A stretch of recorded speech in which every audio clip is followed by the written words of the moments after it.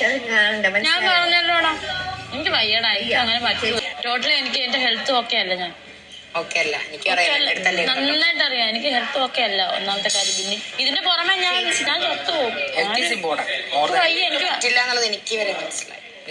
എനിക്ക് വയ്യ ഒട്ടും. ഞാൻ നിക്കുന്നതാണ് ഇപ്പൊ ഈ ഒരു കാപ്പിയുടെ പുറത്താണ്. ഞാൻ അതല്ലേ സന്തോഷത്തോടു കൂടി പറയാം, എനിക്ക് വയ്യ. Hello guys, welcome back. നമ്മളെല്ലാവരും വലിയ പ്രതീക്ഷയോടെ ബിഗ് ബോസ് ഹൗസിലോട്ട് കയറ്റിവിട്ട പ്രമുഖ നടിയും നർത്തകിയും മോഡലും ഗായികയും ഹെയർ ഹോസ്റ്റസും നഴ്സും ഒപ്പം തന്നെ ബിഗ് ബോസ് താരവുമായി മാറിക്കഴിഞ്ഞ നമ്മുടെ എല്ലാം പ്രിയങ്കരിയായ രേണു സുധി എന്ന് പറയുന്ന കലാകാരിക്ക് വലിയ പണി കിട്ടിയിരിക്കുന്നു, അല്ലെങ്കിൽ പണി കൊടുത്തിരിക്കുന്നു. ആരാണ് ആ പണി കൊടുത്തത്? എന്റെ ഊഹം ശരിയാണെങ്കിൽ അടുത്ത ബുധനാഴ്ച വൈകിട്ട് ചെന്നൈയിൽ നിന്നും ഫ്ലൈറ്റ് കയറും. ഒരുപക്ഷെ രേണു സുധിയും സഹമത്സരാർത്ഥി ശൈത്യവും ഒപ്പവും ഉണ്ടാവാനുള്ള എല്ലാ സാധ്യതകളുമാണ് കാണുന്നത്. ഇനി അതിലെന്തെങ്കിലും അട്ടിമറികൾ ഉണ്ടാകുമോ? എന്താണ് ആക്ച്വലി അവിടെ സംഭവിച്ചത്? അതിലേക്ക് പോകുന്നതിനും ആദ്യമായി നമ്മുടെ ചാനൽ കാണുന്നവർ വീഡിയോ ഒന്ന് ലൈക്ക് ചെയ്ത് ഉറപ്പായും ചാനൽ സബ്സ്ക്രൈബ് ചെയ്ത് കാണാൻ ശ്രമിക്കുക. നിങ്ങൾ 6 പേരാണ് ഈ ടാസ്കിലൂടെ മിഡ് വീക്ക് എവിക്ഷനിലേക്ക് തിരഞ്ഞെടുക്കപ്പെട്ടിരിക്കുന്നത്. മിഡ് വീക്ക് എവിക്ഷൻ എന്ന് പറഞ്ഞാൽ ഈ വരുന്ന ചൊവ്വാഴ്ചയ്ക്കും വ്യാഴാഴ്ചയ്ക്കുമിടയിൽ നിങ്ങളിൽ നിന്ന് 2 പേർ വരാൻ പോകുന്ന ടാസ്കുകളിലെ പ്രകടനത്തിന്റെ അടിസ്ഥാനത്തിൽ ഈ ബിഗ് ബോസ് വീട്ടിൽ നിന്നും പുറത്താക്കപ്പെടും. ഇരിക്കാം. ഒന്ന് ആലോചിച്ച് നോക്കുക. വളരെ പ്രതീക്ഷയോടെ ബിഗ് ബോസ് എന്ന് പറയുന്ന ഒരു ഷോയിലേക്ക് നടന്നു കയറിയ ആ ഒരു പ്രമുഖ നടിക്ക് അവിടെ നിൽക്കാൻ സാധിക്കുന്നില്ല.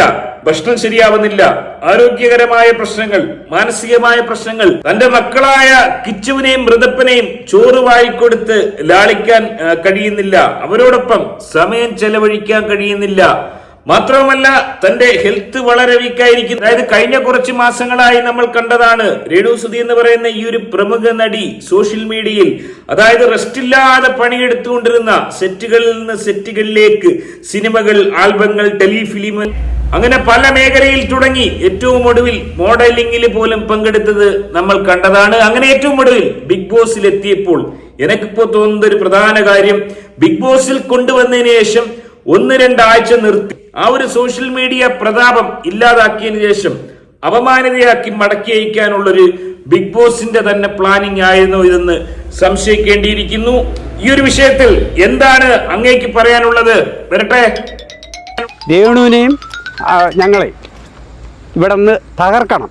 അതിനുവേണ്ടി ഇതിന്റെ പുറകിൽ നിന്ന് പ്രവർത്തിക്കുന്ന എല്ലാവരെയും ഞങ്ങൾക്കറിയാം.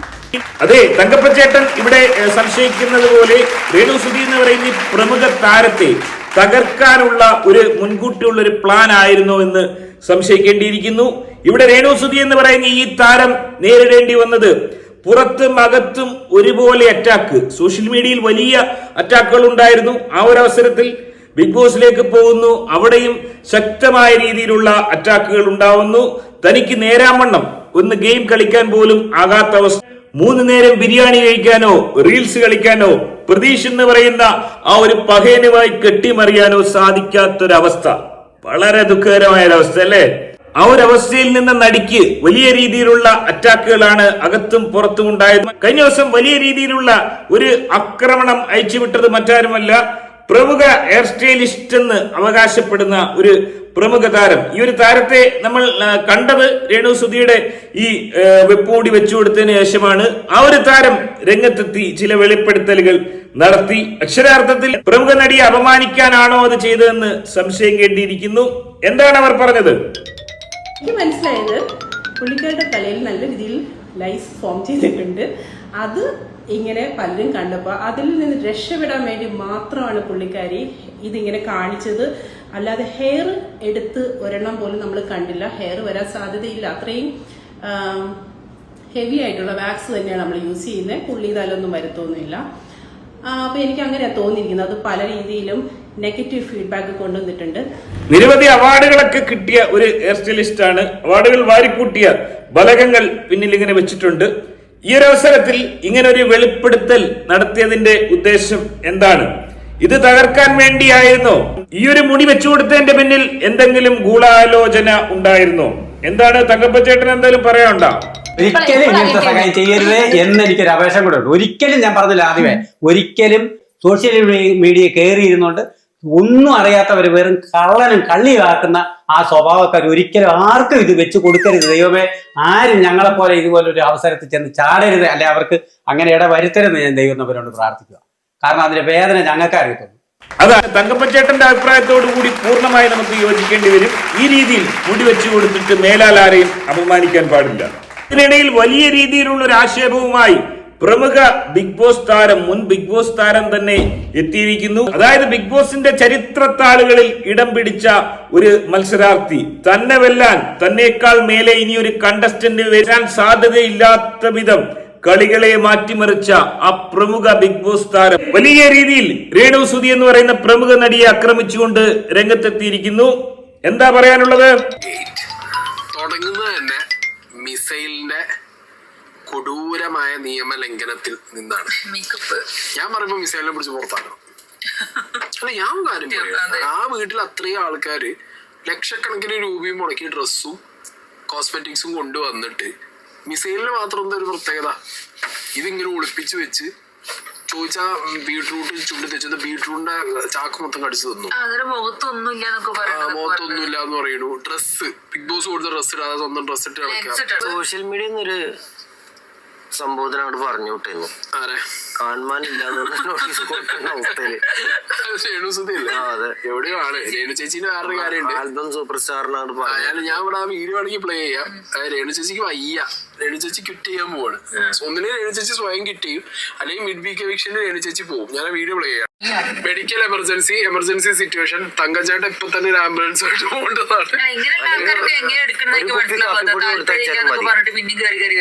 ഒരു കുപ്പി കാപ്പി കൂടി മെഡിക്കൽ എമർജൻസിയാണ്.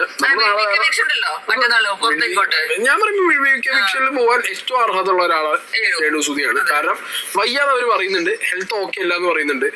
എനിക്ക് അറിയുന്നിടത്തോളം അവിടെ മുമ്പും ചെയ്യണില്ല പോയിട്ട്. അതായത് പ്രമുഖ ബിഗ് ബോസ് താരമായി കഴിഞ്ഞ തവണ മാറിയ നമ്മുടെ കാണാൻ സായി, അദ്ദേഹവും കുടുംബവും എത്തിയിട്ടുണ്ട്, ഭാര്യയും കുട്ടികളും ഒക്കെ എത്തിയിട്ടുണ്ട്. വലിയ രീതിയിലുള്ള ഒരു ആക്രമണമാണ് അദ്ദേഹം നടത്തിയിരിക്കുന്നത്. ബിഗ് ബോസിലെ നിയമലംഘനങ്ങളെ കുറിച്ച് അദ്ദേഹം വാചാലനാകുകയാണ്. ബിഗ് ബോസിലെ നിയമങ്ങൾ അക്ഷരം പ്രതി പാലിച്ച ഒരു മത്സരാർത്ഥിയായിരുന്നു കണ്ണൻ. അതുപോലെ തന്നെ ഇവിടെ രേണു സുധി എന്ന് പറയുന്ന ഈ പ്രമുഖ താരത്തെ തിരികെ കൊണ്ടുപോകാൻ ആംബുലൻസ് വേണ്ടിവരും. ആംബുലൻസുമായി തങ്കപ്പച്ചേട്ടൻ എത്തിച്ചേരണമെന്ന രീതിയിൽ പരിഹാസ രൂപേണ പ്രമുഖ നടിയെ അദ്ദേഹം ആക്ഷേപിച്ചിരിക്കുകയാണ്. എന്തെങ്കിലും പറയാനുണ്ടോ ഈ വിഷയത്തില്? സോഷ്യൽ മീഡിയയിൽ അല്ലെ ഇതുപോലെ ഫോൺ എടുത്തു വെച്ചോണ്ട് അങ്ങ് കയറി ഇരുന്നിട്ട് എല്ലാം ഞാൻ തകഞ്ഞവനാന്ന് ഒരിക്കലും ആരും കരുതരുത്.